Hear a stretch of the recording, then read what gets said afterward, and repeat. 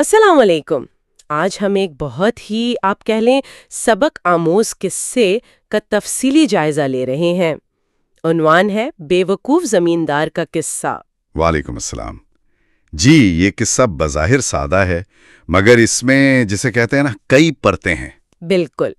کہانی یوں شروع ہوتی ہے کہ ایک صاحب ہے، وہ درخت پر چڑھ تو گئے کسی طرح، لیکن اب انہیں اترنا نہیں آ رہا۔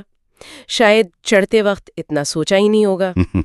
اکثر ایسا ہی ہوتا ہے، جوش میں فیصلہ کر لیا، انجام نہیں سوچا۔ تو وہ مدد کے لیے چلاتے ہیں، محلے والے اکٹھے ہو جاتے ہیں، مگر کوئی سمجھ نہیں پا رہا کہ بھئی ان کو بحفاظت نیچے کیسے لایا جائے۔ یہ تو ایک عام سی صورتحال ہو سکتی ہے کسی بھی محلے میں۔ ہاں، لیکن پھر بات آگے بڑھتی ہے۔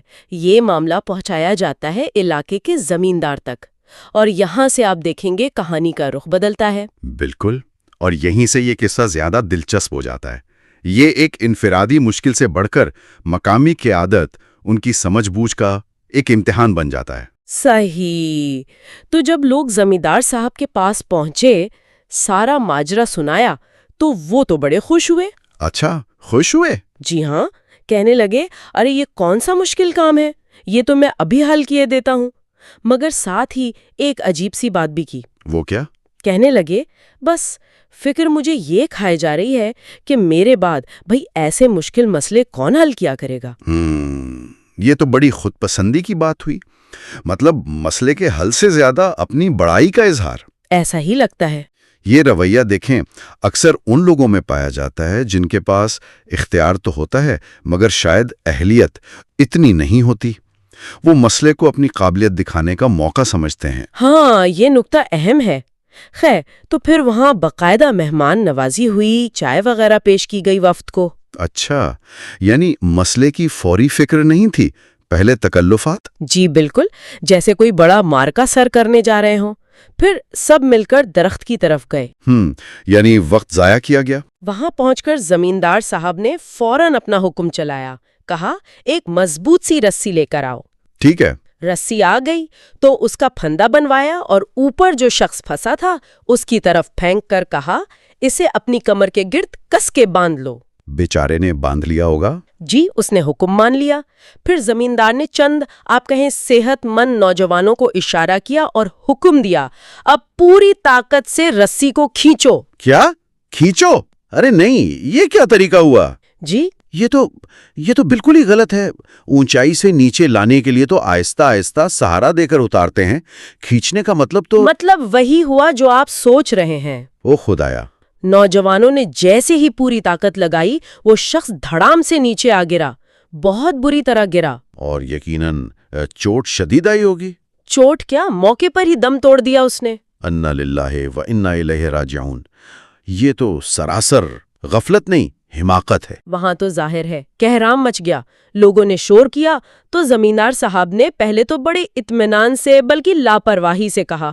کیا کہا؟ کہا بھائی شکر کرو نیچے آ کر مرا ہے، اگر اوپر ہی مر جاتا تو سوچو اتارتے کیسے۔ ہیں؟ یہ کیا منطق ہے؟ مطلب انسانی جان کی کوئی قیمت نہیں، بس اپنی کامیابی دکھانی تھی کہ نیچے اتار لیا۔ انتہائی غیر احساس بات تھی۔ یہ تو ذمہ داری سے مکمل فرار ہے، اپنی غلطی ماننے کی بجائے ایک بے تکی سی بات کر دی۔ پھر جب لوگوں کا غصہ ٹھنڈا نہیں ہوا تو تھوڑی دیر بعد ایک اور وجہ بتائی۔ کہنے لگے ارے لگتا ہے اس کی قسمت ہی ایسی تھی، مقدر کا لکھا کون ٹال سکتا ہے۔ واہ! پہلے عمل کی تعریف، ناکامی پر قسمت کو الزام۔ جی، اور ساتھ میں یہ بھی جوڑا ورنہ اسی طریقے سے تو ہم نے کئی لوگوں کو کنویں سے باہر نکالا ہے بالکل محفوظ۔ یہ دلیل تو اور بھی کمزور ہے۔ اول تو قسمت پر ڈالنا، یہ تو اپنی نااہلی چھپانے کا سب سے آسان طریقہ ہے۔ صحیح۔ اور دوم، کنویں سے نکالنے اور درخت سے اتارنے کا موازنہ، یہ تو بنیادی فزکس کا ہی علم نہیں۔ کنویں میں آپ کشش ثقل کے خلاف اوپر کھینچتے ہیں، درخت سے نیچے لانے کے لیے آپ کو کشش ثقل کے ساتھ مگر قابو میں رکھ کر آہستہ اتارنا ہوتا ہے۔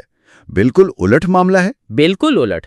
تو خلاصہ یہ ہوا کہ ایک شخص جو صرف درخت سے اتر نہیں پا رہا تھا، ایک معمولی مدد کا محتاج تھا، اسے ایک با اختیار مگر عقل سے عاری شخص کی غلط ترکیب نے مار دیا۔ جی، ایک جان چلی گئی صرف غلط مشورے اور ناقص حکمت عملی کی وجہ سے۔ یہ قصہ دیکھیں ہمیں بہت کچھ سوچنے پر مجبور کرتا ہے۔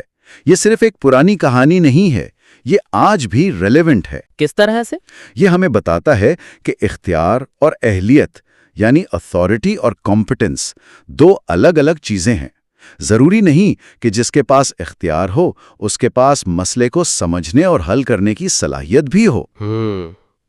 یہ تو بہت گہری بات ہے۔ اور یہ بھی کہ جب کوئی با اختیار شخص، چاہے وہ زمیندار ہو، افسر ہو، کوئی بھی ہو، جب وہ کوئی حکم دے تو کیا آنکھیں بند کر کے عمل کرنا ضروری ہے؟ خاص طور پر اگر وہ حکم بظاہری غلط یا خطرناک لگ رہا ہو۔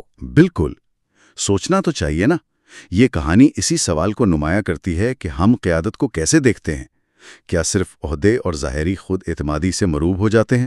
یا پھر حقیقی سمجھ بوجھ اور اہلیت کو بھی پرکھتے ہیں؟ جی، کیا اس پر اعتماد مشورے کے پیچھے واقعی کوئی علم، کوئی تجربہ، کوئی دانش ہے، یا صرف خالی دعویٰ؟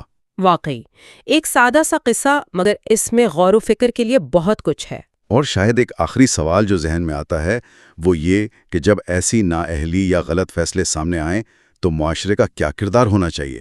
کیا صرف افسوس کر کے خاموش ہو جانا چاہیے، یا ایسے فیصلوں پر سوال اٹھانے کی ہمت بھی ہونی چاہیے؟ یہ واقعی ایک اہم سوال ہے جس پر ہم سب کو سوچنا چاہیے۔